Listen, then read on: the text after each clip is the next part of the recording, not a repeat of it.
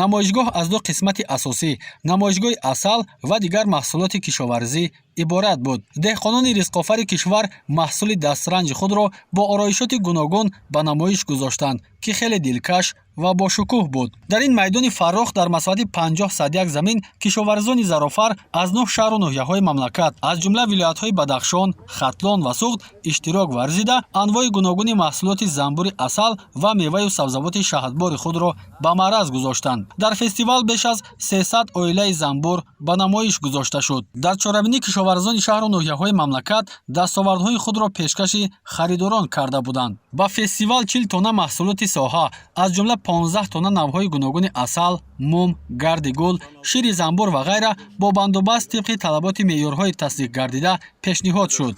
дар ҷои баргузории намоиши асал хаймаҳо, нуқтаҳои гирифтани асал, ташкили корҳои мубориза бар зидди касалиҳои занбури асал ба назар мерасид. тавре зикр гардид, аз соли 2005 то ин ҷониб, яъне аз давраи қабули барномаи давлатии рушди занбури асал, шумораи оилаҳои занбур, занбурпарварон ва ҳаҷми истеҳсоли он маротибаҳо афзудааст. Табиат ва боду ҳавои ноҳияи Дарвоз бо гулу гиёҳҳои зиёди шифобахш барои парвариш ва зиёд намудани оилаҳои занбури асал бисёр созгор мебошад. дар ин фестивали иди асал тамоми асалпарварони ҷумҳурӣ, вилоят ва шаҳру ноҳияҳои тобеи ҷумҳурӣ иштирок кардаистанд. дар намоишгоҳ тамоми асалпарварон маҳсулот ва дастранҷи худро ба намоишгоҳ гузоштанд.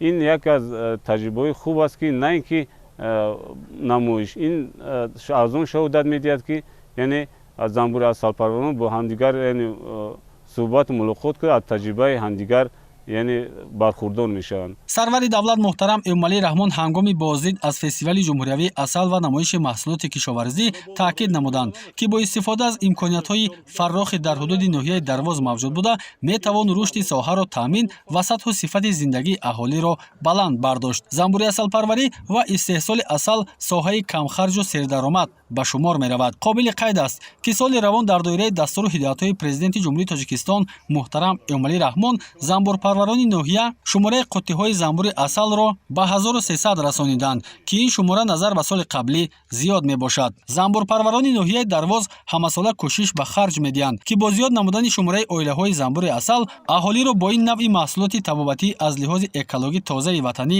таъмин намуда, ба ин васила дар ғанӣ гардидани буҷа, таъсиси ҷойҳои кории мавсимӣ ва муаррифии асали тозаи ватанӣ саҳмгузор бошанд.